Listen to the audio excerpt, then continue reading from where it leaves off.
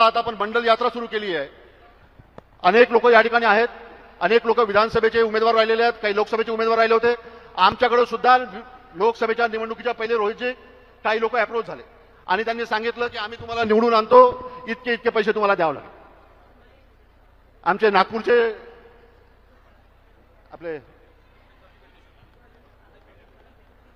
धुरेश्वरराव पेठे साहेब, त्यांच्याकडे प्रपोजल आलं होतं की 2 करोड रुपये तुम्ही द्या, किती मताने तुम्ही निवडून याल ते आम्ही सांगतो आणि तेवढ्या मताने तुम्ही निवडून याल।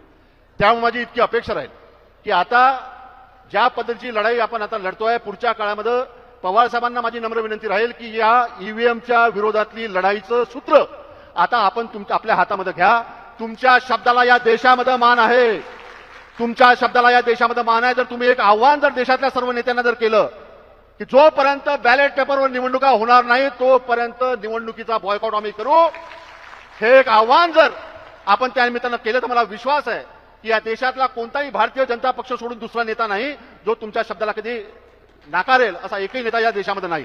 त्यामुळं आपल्या सर्व लोकांचं भवितव्य जर आपल्याला व्यवस्थित ठेवा। मला अनेक लोक विचारतात, पत्रकार विचारतात रोजी, की जेव्हा मी निवडून आलो मला पत्रकारांनी विचारलं तुम्ही नेहमी ईव्हीएमच्या विरोधात बोलता, आज तुम्ही 82,000 मतांनी निवडून आले, आता ईव्हीएमच्या बद्दलची तुमची भूमिका काय?